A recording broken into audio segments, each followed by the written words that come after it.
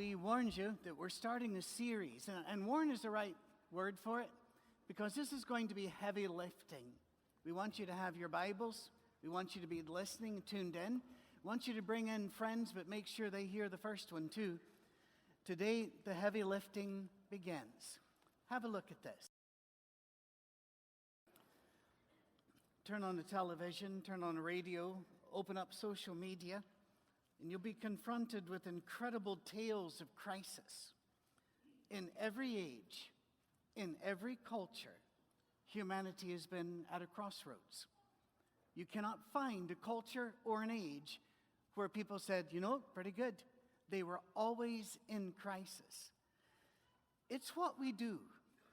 Crisis is our norm.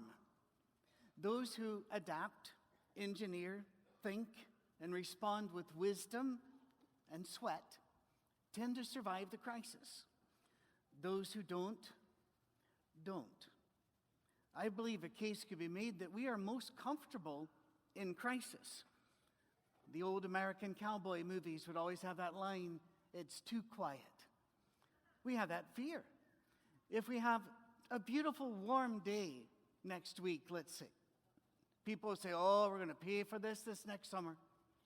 You have to have a crisis. You cannot enjoy it. You have to find a way to turn it into a crisis. We are very, very comfortable. Therefore, we have to create tales of crisis. A Swedish socialist who works for the UN, named Hans Rosling, wrote an amazing book last year, maybe 2 years ago, I read it last year, called Factfulness. It's a made-up word, but look it up. He takes a look at every single metric we can find. The freedom of women, freedom of girls going to school, access to health care, war, poverty, access to options in the way we have our occupations. Every single metric he found, life is getting better rapidly worldwide. And not just a bit, stunningly fast. It's getting better. A prominent atheist named Michael Shermer wrote an amazing book called The Moral Arc to show in stark facts and figures that humanity thinks everything is worse, when in fact, by every measurement he could find, humanity is kinder, less violent, more caring and sharing than it has ever been in recorded history. So why are we constantly terrified? Well, I think some of this can be put down to media and to politicians' fear-mongering. It is much easier to get people to give you power and money if they're afraid. And if they look upon you as a new Moses that can lead them out of whatever current crisis they have told you about. And so we have commercials about buying gold. We have commercials about your money's going to run out. We have commercials telling us no matter what you do, your retirement's going to be awful. And then it goes on. There'll be drugs advertised with 30 or 40 side effects listed. But you don't really pay attention to that because there's a drug name and the people are having a picnic. How hard can it be? We consider ourselves to have a crisis in education, no matter what's going on. When we always have a crisis with the other. The other. It might be the other as a different colored person, or a person that votes for a different party, or perhaps it is a person that has a different religion, or maybe it's a different idea within the same religion, but whatever it is, we find an other to fear and to justify being in crisis. I was asked recently in a gathering, why are we so fearful? And my response is, because we are so comfortable. Think about it. There aren't a whole lot of children in South Sudan right now concerned about what's going on in Washington, D.C., or concerned about who worships what God. They're just trying to live another hour. But we are so comfortable, we have to create crises. I spend a great deal of time with this subject. It is perhaps my specialty in neuroscience when I'm working with law enforcement. That has been the most requested theme over the last 2 years. And I've gotten calls again this week. Could I come for this state police training? Could I come for this and help them understand how we live in a culture where everybody they meet has already been told everything's in crisis and you should be terrified? So I go and I do it. Part of this, though, it's not politics or media. Part of it's biology and chemistry, because we were created and wired by God to live in a much more dangerous world than the one in which we live, where the rustle in the grass was most likely a lion or a snake. We don't even go there. They don't make our top 10 rustle in the grass. We don't even pay attention to the grass. We have earbuds in. We're safe. We don't think about it. I had a neighbor tell us, you might want to just keep watch over here because on our border of our property, we live quite close, it's right there, their babysitter saw a copperhead. I paid attention. Saw snake, grabbed a hoe, killed it. We didn't have cable for a week, but that's not the point. The point is, we manufacture things to be afraid of because our biology does this. We were told, for thousands of years, we would gather around the campfire at night, and we didn't have to talk about scary stories that were made up, about heads and hooks and cars and hitchhikers. No, we talked about the real things that were out there and the dangers so that the community could learn from them. We didn't talk about how pretty the sunset was. We talked about the danger, and it kept us alive. But we now live in a different world than our wiring was built for. And our world is changing faster than our wiring. Suicide is now the #1 cause of death worldwide in the 10 to 30-year bracket. When I work with law enforcement officers, I talk to them, yes, indeed, you have some real issues coming at you. You've got some people that are gunning for police officers. I get it. But you need to remember this, that for every police officer, federal, state, local, county, who is killed in the line of duty by any weapon, a car, whatever it is, for every one, 7 commit suicide. We have a bigger problem than people not liking police. We have to figure out what's gone wrong in our minds. The fact is, most people don't commit suicide because their reality is so terrible. Some do, and that must be acknowledged. They commit suicide because they've lost their purpose. They have no sense of meaning, no sense of place. They have no anchor, no center. So why be here? And in fact, our culture pushes this idea. You see, we might have a problem with being this comfortable. We are by far the richest, healthiest, best fed, safest generation in history. Just an example of this, if you're thinking, what about the shootings? You know about the shootings, that's very true. And there are gun sites, anti-gun sites and the like that fight each other. One very, very prominent one that is paid for by a very prominent politician. I don't want to name names because then you're going to think I'm going political. Here, I just want to make a point. Said that last year there were 335 mass shootings. Go to the FBI website. 6. Somebody's lying to you. Somebody wants you afraid. We need to open our eyes and realize that while we are the best medicated, most fed, best fed, safest generation in history, somebody wants us terrified. They'll even go further, and they'll tell you that you mean nothing, that you are merely the random result of a far long ago explosion in the emptiness of space. You have no meaning. You're just a collection of dust from the explosion. The universe doesn't know you. The universe doesn't care about you. It doesn't care you're here. It won't miss you when you are gone. Carl Sagan said that. They'll go further and say, there's no God, no morality, no ultimate right or wrong. And facts, who needs facts? Facts can be bent at will. Really. Even a famous liberal who is socialist in her policies, J.K. Rowling, the author of the Harry Potter books, recently got attacked worldwide on social media, canceled, they call it, kept from speaking to her friends at friends' events because she had the temerity to say there are two genders. That's a fact. We can talk about intersex and dysphoria. Those are real things. And we can talk about the gradations from norm, but every cell in your body is either male or female. There's a mark in it. But you're not allowed to say it. So what are you? If you can't say male, female, what is your identity? Well, our culture only values the rich, famous, and powerful. So, best of luck.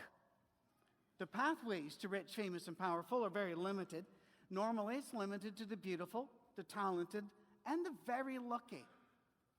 Since my wife and I moved here, by the way, this Sunday is 6 years.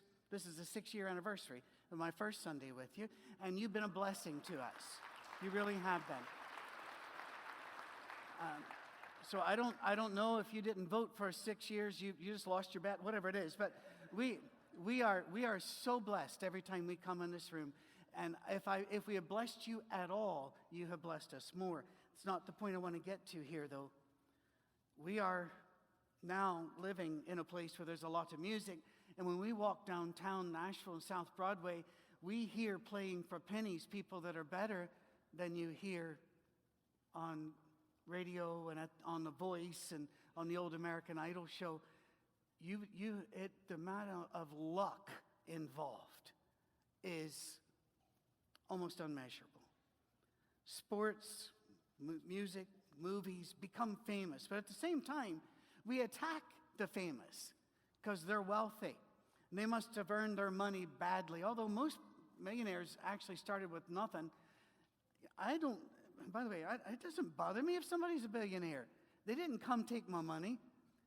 There are evil billionaires. There are evil thousandaires.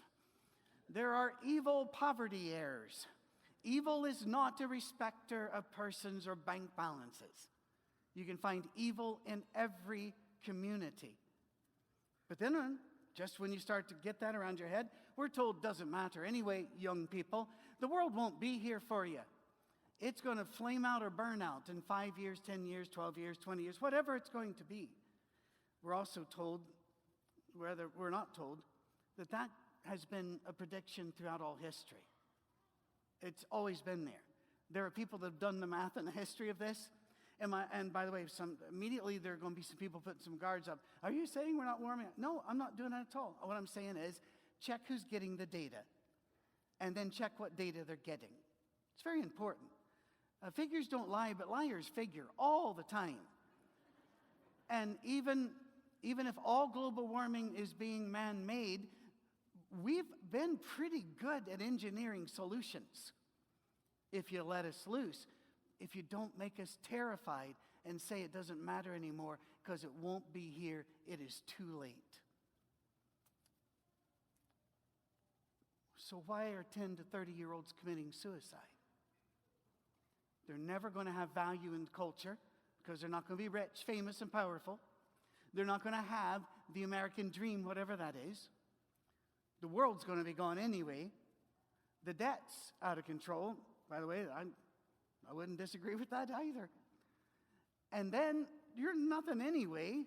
You're just an accident. There is no God, no right or wrong. What's the point of living? And that's why most pull the trigger. They frame it a different way. I've talked to, I could not even guess the number of law enforcement officers who have said, I arrested the same guy 4, 5, 6, 12 times. What's the point? And then when I go home, my marriage is in trouble because of the hours I work. I'm starting to drink more because I don't understand what the point of it all is. One recent seminar I did in Rifle, Colorado, We knew it was going to be rough going in, so we had men there and women there in blue polo shirts that were trained to intervene. Because during the seminar, we knew some would become triggered and emotionally need support. We'd say, get to the blue shirts. They're here for you. They're also law enforcement. They're also shrinks. They're going to help you somehow get through this. People are lost. People fear that the future holds nothing but loneliness, illness, economic and climatic collapse. And then the world tells us when all the millennials and under have absorbed this, that we're supposed to make fun of the millennials. The world wants us at war with each other, with ourselves. Now you know why suicide is the leading cause of death among so many segments of our population. It doesn't matter that the facts say that we should be rejoicing. We cower in fear because we have been told that we should, and that fear is the only proper reaction one can have to what we see before us. But I say no. I believe that God created us. And that changes everything. And if that doesn't throw chills up and down your spine, you need to start paying closer attention. There's another story to be heard. Once created, God placed us in this place, this garden, and He gave us a job. He told us, take care of it, guard it, make this safe place and wonderful place safe and wonderful for those who come behind you. That's your job. Genesis 1, 27 to 30. So God created mankind in His own image, the only thing He ever did, in His own image. In the image of God, He created them, male and female. He created them. God blessed them and said to them, be fruitful and increase in number, fill the earth and subdue it. Rule over the fish in the sea and the birds in the sky and over every living creature that moves on the ground. And God said, I give you every seed-bearing plant on the face of the whole earth, and every tree that has fruit with seed in it, they will be yours, and it will go on from there. But there we go. Yours for food, the beasts of the air, all the birds. This is yours. I give this to you. And the words subdue and rule bother some folk because they mean, does that mean you can just rape the land? No. Subdue and rule, when they're used in other contexts in the Old Testament, mean to guard, protect, manage, explore. We are born explorers. Look at little kids. That may be food. I want to touch this.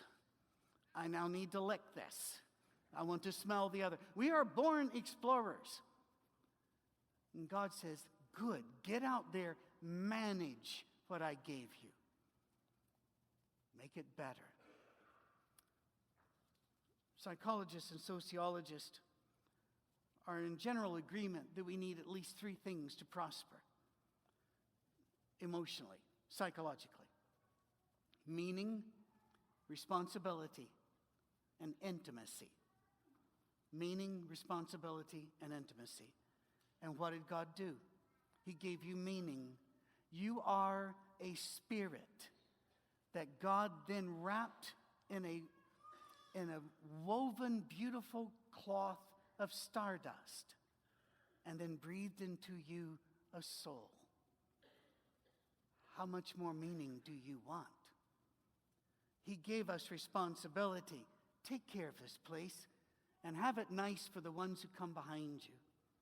And then intimacy. I want to live with you, he said. And in fact, the first humans could look forward to the evening when God would come and walk with them through the garden. Something which Christians can have at any moment, anywhere, even in a war zone, because he will not leave us and will be there. Well, what are we going to do? The devil has filled our heads with static. We've forgotten who we are. We've forgotten what we are. And when we talk about meaning, responsibility, and intimacy, we confuse all that with success, jobs, and sex. This is so much deeper. So to help us, we're going to go to a very strange book, Ecclesiastes. Are you ready? The lifting begins. The words of the teacher, the Kohelet. son of David, king in Jerusalem, meaningless. By the way, most of the older versions say empty. Some of them say vanity, which is an old way of using the word. Forget that one. Empty or meaningless. Meaningless. Meaningless, says the teachers. Utterly meaningless. Everything is meaningless. Come on, people, this is heavy lifting. What do people gain for all their labors at which they toil under the sun? Generations come, generations go, but the earth remains forever. The sun rises, the sun sets, hurries back to where it rises. The wind, not the moon yet. The wind blows to the south and turns to the north, round and round it goes, ever returning on its course. All streams flow into the sea, yet the sea's never full. To the place the streams come from, there they return again. All things are wearisome, more than one can say. The eye never has enough of seeing, nor the ear its fill of hearing. What has been will be again. What has been done will be done again. There's nothing new under the sun. Is there anything of which one can look? Look, this is something new. It was here already, long ago. It was here before our time. No one remembers the former generations, and even those yet to come will not be remembered by those who follow them. Whew. Everybody feeling okay? You will be forgiven if you wonder why a book like this is even in the Bible. It certainly does not read like a book of the Bible we think should read, about hope in Jesus and He, our Messiah, saving us from all of the evil in the world. But it is a book that confronts us with a reality that we really must confront. If you are trying to find your meaning by using measuring sticks found on this planet, you will fail, because you are not of this world. You are the only thing in the world that is not of the world. You are stardust.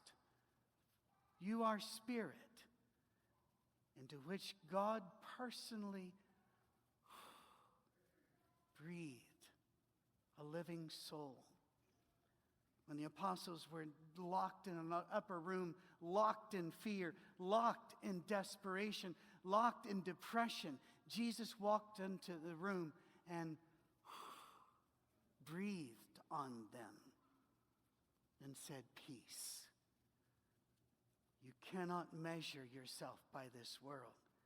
It is ill-prepared to help you with the why you're here, who you are, what will become of us. The earth can't tell us, but the earth tries, and we constantly fall for the devil's tall tales. I can remember we were in the stateside, and at the elementary school, whatever grade they put me in, they introduced us to American literature through American tall tales. You know, Paul Bunyan and all the other, and Mike Fink and the like. And I was amazed at the tall tales that were obviously untrue, but really cool. The devil has taught me that we still believe those tall tales. We thought we would be happier when we got more than 2 or 3 television stations. Kids, yes, there was one. Such a dark time. Could have been worse. You could have been British. One of them would have been BBC Two. Cricket. Look it up on YouTube. It's better than any sleeping aid. Cricket. We thought we'd be happy. We thought we'd be happy when we get a new car. We thought we'd be happy when we upgraded our phones. But the world kept aging, and so did we. And the world keeps yelling at you. We are never allowed to stay happy where we are. No, we're told, no. You don't matter yet. Your life is not successful yet. You cannot be happy yet. You need more of what has never, ever worked before. World stuff, world success, world fame. It has never worked, and yet what is the only solution the world offers you? More of the same. When are we going to quit? When are we going to quit listening to this? We are going to pore over this book. After we get out of there, we're going to slide into a Job. We're going to get to Revelation eventually, unless the Lord comes back, he might get tired of this too. But invite people to join us. There is an epidemic of angst, especially among us, the prosperous ones. The ones who are not really concerned about our doors being kicked in by the government with bayonets. We don't know, we may not know what we're going to eat today, but we all know we're going to. So the devil has to find a way to keep us off of balance and keep us afraid. So we need to answer the big questions that are found in this book, and your friends need these answers too. This is going to be unlike any other series that you've studied, because we're going to be very brutal about this. For you cannot understand the who and the why of us until you can understand the who and the why of the one, capital O, who reached in from outside of that cosmic web and placed you. And we will never see you again. This combination of DNA will not exist again in this universe or in alternative multiverses, which there's no evidence for, but it's still a hoot to think about. You will not arrive in any of those. You are here. But let's not rush there. We tend to do that, don't we? We miss such drama and nuance in Scripture because we rush to get to the moral at the end. Every time there's a Bible story and it starts, we think, and I know how this goes, and I understand the point. Therefore, you miss all the nuance, all the drama, all the mystery, all of the crushing, terrifying bits in between.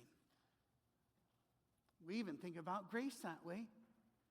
We used to really teach, I don't think we ever said it, but we used to act like we were saved by absolute perfection in worship and doctrine and by our works. And again, I don't think we ever said that, but that's certainly the impression we got, isn't it? And so then we started talking about grace, and what do people do? All the way to the other side.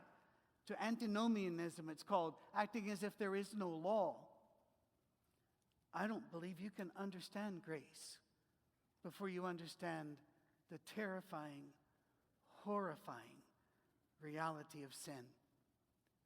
Because if you don't think about the sin and you just grab the grace, it becomes a cheap grace. And brothers and sisters, grace is a love letter written in somebody else's blood. This is serious. If there is no God, if there's only us, then what is the point? Look at the rest of this passage in Ecclesiastes. I, the teacher, was king over Israel and Jerusalem. I applied my mind to study and to explore. See, we are explorers. By wisdom, all that is done under the heavens. What a heavy burden God has laid on mankind. I have seen all the things that are done under the sun. All of them are meaningless. The chasing after the wind. What is crooked cannot be straightened. What is lacking cannot be counted. I said to myself, look, I've increased in wisdom more than anyone who's ruled over Jerusalem before me. Let's just take that as given, all right? I've experienced much of wisdom and knowledge. Then I applied myself to the understanding of wisdom and also of madness and folly. But I learned that this too is chasing after the wind. For with much wisdom comes much sorrow. I'll stop there. I'm going to come back though. C.S. Lewis would not read newspapers because he says they tell me of pain, struggles, and problems that I have no power to change. I want you to think about that. Remember, I wrote a couple of e-blasts ago, knowledge is like a circle. It borders what you do not know. As you gain in knowledge, you become aware of much more that you do not know. The more you know, the more you understand that you do not know. That's what he is saying. With wisdom there comes much sorrow. The more knowledge, the more grief. So, we're going to go on a journey. Don't stop here. If you stop here, you're where the world is. And now you understand where the world is. But we're not world. We're not grass. We're not oxen. We're not a brook. We're going to go on a journey. Mark, would you bring the rest of the team up? We're going to go on a journey to see if there's anything out there that can satisfy us other than God. Spoiler alert, there isn't. But we're going to make the journey anyway. Ecclesiastes makes us confront what we already know, but we're pretending and acting and playing as if we don't know. And that is, without God, we are empty. We are souls that know that there must be more, but we don't know how to find the more. We are stardust wrapping a spirit, lost in the universe until we find our place. Would you stand, please?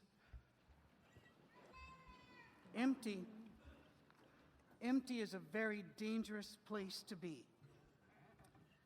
That is why before we continue this journey, we are asking that the empty place be filled with the Spirit of God. Sing with us.